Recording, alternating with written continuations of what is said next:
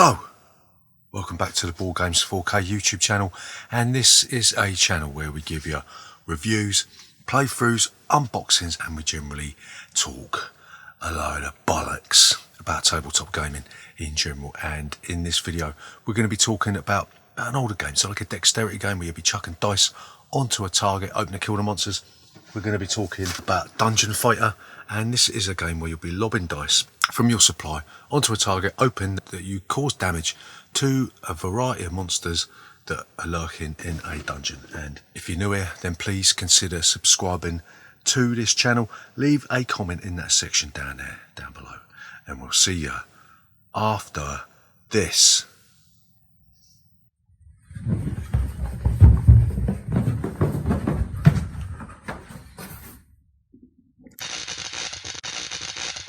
Boardgames 4K. So, Dungeon Fighter, how do you play this game?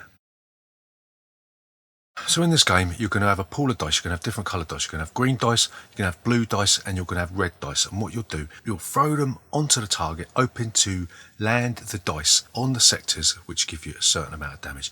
And also, the colour of the dice refers to a special ability that your character may or may not have. So there's a vast array of characters in this. I mean, they've all got the sort of similar special abilities, but they've all got different special abilities, if that makes sense. So you've got Torm the Barbarian, who's a little bit stronger than everyone else. You've got Samu, who allows you to use potions and stuff, and he's got quite good defence.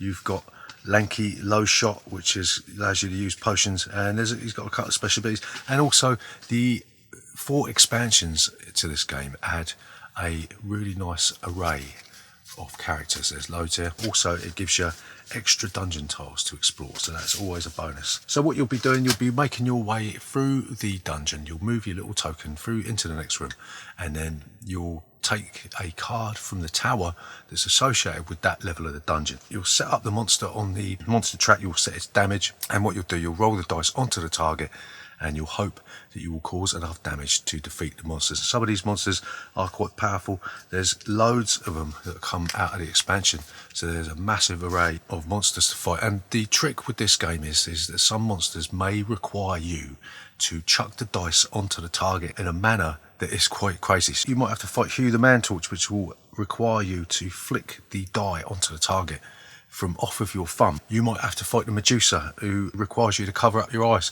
when you chuck the die onto the target. Or you might have the Lovecraftian creature, who is the obligatory, well, we're not going to say who it is, die onto somebody else's hand, and then you have to flick their wrist, so to speak, and hope that you get enough damage. And the expansions add a load of obstacles or different ways to throw the dice, some easy, some hard. So you'll hope that you kill the monster, then you'll take the reward, and that will allow you to buy upgrades from the shop along your way. So if you move into the shop, then you'll be able to buy some extra stuff. You've got loads of items that you can buy from the shop. You might be able to buy the Scroll of Wellness, which gives you +2 health. You might be able to buy a normal sword, which will allow you to bounce the die twice rather than once, and that's really good. That makes things a lot easier. You might be able to buy Grog, which allows you to throw the water element die and discard after use, and that comes with expansion. So not only do you get loads and loads of these items in the base set, if you've got the 4 expansions, then you end up with loads and loads of options when it comes to buying stuff. So what you'll do, you'll make your way through the dungeon. Obviously, if you miss the target or you don't get enough damage, then the monster will be able to damage you, and you've got to hope that you make your way through the various levels of this dungeon, of which there are quite a few. There's loads with the expansions, so you can work your way through loads and loads of levels, and you'll get to the end of you'll get to the last level where you will fight a main boss. And there's quite a few final level bosses, so if you make it through to the end, then you win the game. And there's various other little bits and bobs that, like, you can buy extra white dice that you can use to sort of augment your pool of dice that you can use. And yeah, that's basically it. So yeah, there's not really many rules to this. It's just a case of lob the die, hope that you score the target, whilst adding these sort of crazy zany type actions that you have to use. So that's how you play Dungeon Fighter. So what do we like about Dungeon Fighter?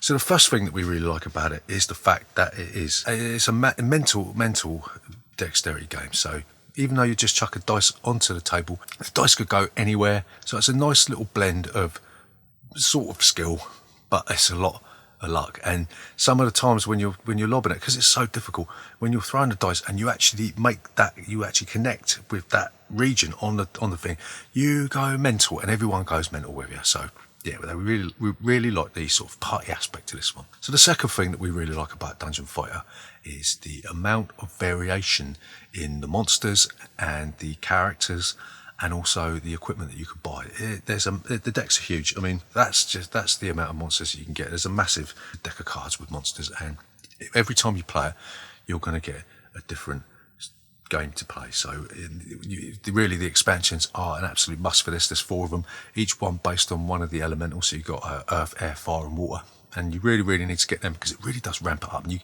you get these strange sort of obstacles, or like a ring of fire, or you get these ramps to flick the dice off of. And we really like the way that this game was really well supported, and the fact that it feels like it's a complete game once you've got the 4 expansions, you know. So the next thing that we really like about it is the fact that it plays up to 6 players, and maybe that might be one too many, but where turns go around real quick, it is actually quite a good 6-player party game. And we play this at parties. We've always had a good laugh, you know, and the fact that, like we said, it's so difficult means that when you actually do connect, it is really good. So it's got a really varied player count. You can play this for 2 up to 6. You can even play this solo. So the player count and the way that works is really good. So yeah, it's excellent. So what don't we like about Dungeon Fighter? So the first thing that we really don't like about Dungeon Fighter is it's so hard.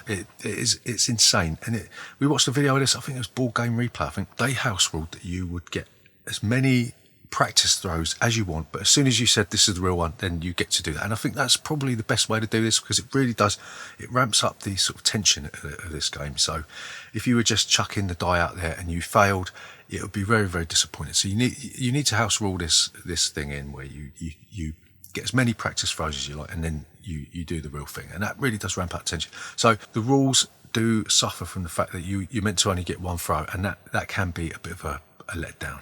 So the second thing that we don't like about this game is the rulebook is complete and utter dog shit. It's awful. It doesn't explain anything. You need to watch this played before you dive in and read the rulebook. And I don't know if it's because of a really bad translation from French, but it's mind-numbing. The game's so simple. It's just lob the die, consult some little things, the way you throw the die, or the special ability of the monster, but the way that's explained in the rulebook, it's all twisted and it doesn't make sense, and things are in the wrong place, and it's crap. Rulebook is utter crap. So the final thing that we don't like about Dungeon Fighter are the dungeon tiles, and this sort of thing, it's just a tiny little map thing, and it sort of detracts from the sort of what could have been an epic game. If this had been like a sort of tiles where you could set them up modularly, if that's even a word, then it would have been better. But the fact you've got these little tiles, and it sort of miniaturises the game, you know. So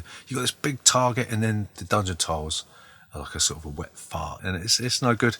We would have preferred it if you actually felt like you were making your way through the dungeon, but that's by the by. So to summarise, is Dungeon Fighter still worth playing 8 years after it was released in 2011?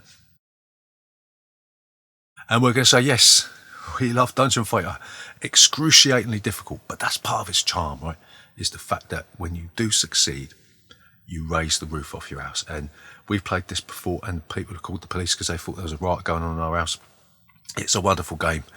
We love playing this with all player counts. There's a massive variety of stuff in the box, and you add the expansions, and it's like a magic porridge pot, but it overflows with fun and laughter and pure frustration. But that's part of the game, right? So we love Dungeon Fighter. We're going to give this 5 stars. If you can find it, you really need to play it, and doubly so if you love a dexterity game. So that's Dungeon Fighter. It's a 5-star game.